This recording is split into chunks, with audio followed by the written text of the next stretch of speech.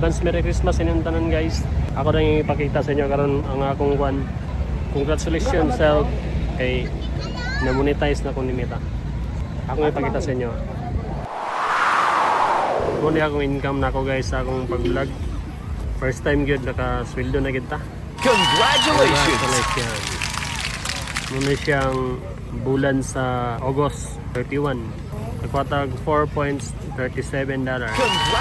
Sa March 31, nakakwatag $1.05. Sa April, mga bulan, 4.95. Sa May 31, 1.70. July, 2.76. June, mga bulan, 1.96. Sa October, mga bulan, 3.90. Sa September 30, 5.37. Na-process na siya dahil total tanan nag-total siya sa bulan sa November 22 na abot siya og $26.6. Tungkol atong June mga 4 ka bulan pod guys ang akong pagkuan nag-maintain ko upload kada adlaw na isa or duha muna siyang naabot dayon gilahi nilang star kailangan ang star makaabot pod siya og $25 pero wala siya kaabot kay gamay ra man wala siya nakarga na 0.22 ay 0.1 0.39 gilahi po lang subscribe nag-subscribe lahi po na lang sa akong experience day guys sa pag-vlog kuan siya kining pasortihay gapon siya dili gapon tanan mga kuan kasabihan matuman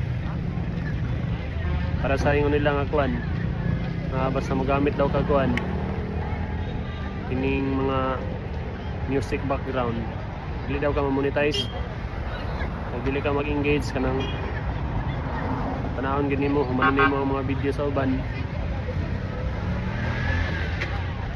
ako nadumduman sa una nga kuhan kining iundang ko isa ka bulan nagbuhat og laing account then dito ako nag-upload mo ta akong trabaho then napansin nito ni Lolo Nets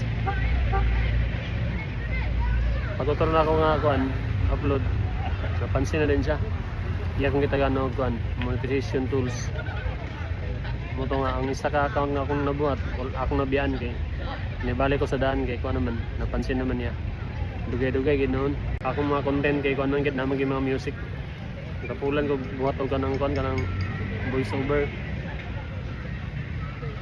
mga music ra gid pero nakon man gyapon na monetize sa kadugayan mo nga dili tinuod na kung magamit ang music background dili ka monetize labi na karon kay nanay bago karang kuan ining nasa reels